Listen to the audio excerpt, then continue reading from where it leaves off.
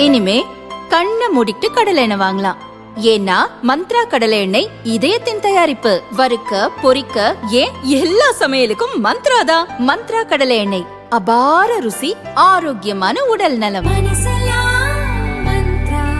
ரொம்ப டயர்டா இருக்கு. இயற்கையான டேட்ஸ், பாதாம், பிஸ்தா, கேஷு அண்ட் ஹனி கொண்டு தயாரிக்கப்பட்ட லயன் டேட் நட் பைட்ஸ்.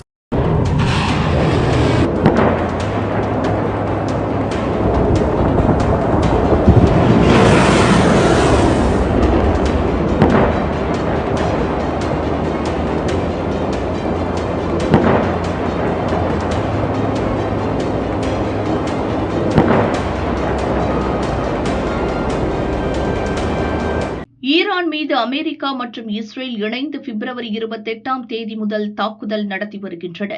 போர் தொடங்கிய முதல் நாளே ஈரான் ஆர்மூஸ் ஜலசந்தியை மூடியது. ஆர்மூஸ் ஜலசந்தியை பயன்படுத்தி சர்வதேச அளவில் நெருக்கடியை உருவாக்கி அமெரிக்கா மற்றும் இஸ்ரேலை பணிய வைக்க வேண்டும் என்பது ஈரானின் கணக்கு. இந்த நிலையில் ஆர்மூஸ் ஜலசந்தியை திறக்கவும் போர் நிறுத்த ஒப்பந்தத்திற்கு ஈரான் வர வேண்டும் எனவும் அமெரிக்க அதிபர் டிரம்ப் 10 நாட்கள் கெடு விதித்திருந்தார். இது ஈஸ்டர் நேரப்படி இன்றிரவு 8 மணிக்கு முடிவடைகிறது.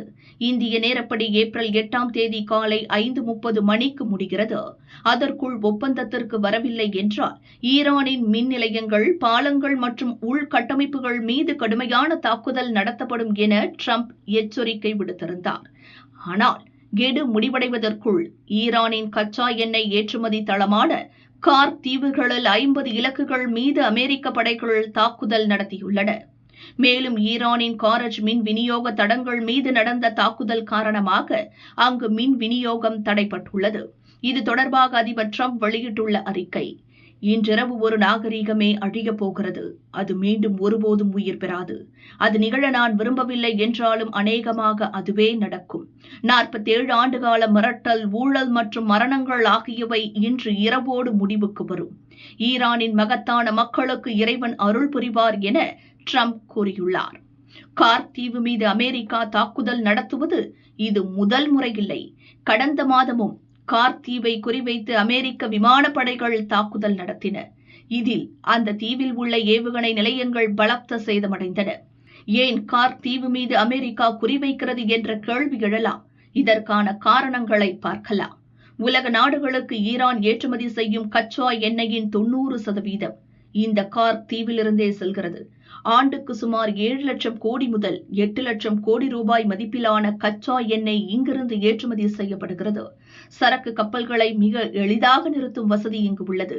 சரக்குகளை எளிதில் ஏற்றி இறக்கவும் முடியும்.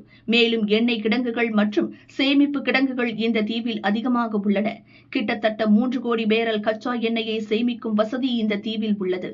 இதனால்தான் கார் தீவை அமெரிக்கா குறிவைத்துள்ளது. இந்த தாக்குதல் குறித்து ஈரானின் புரட்சிகர காவல்படை வெளியிட்டுள்ள அறிக்கையில், அமெரிக்க ராணுவம் ரெட் லைனை தாண்டினால் எங்களின் பதில் பிராந்தியத்தை கடந்து செல்லும். அமெரிக்கா மற்றும் அதன் கூட்டாளிகளின் உள்கட்டமைப்புகளை இலக்கு வைத்து எண்ணெய் மற்றும் எரிவாயு விநியோகத்தை பல ஆண்டுகளுக்கு துண்டிப்போம் என எச்சரிக்கை விடுக்கப்பட்டுள்ளது.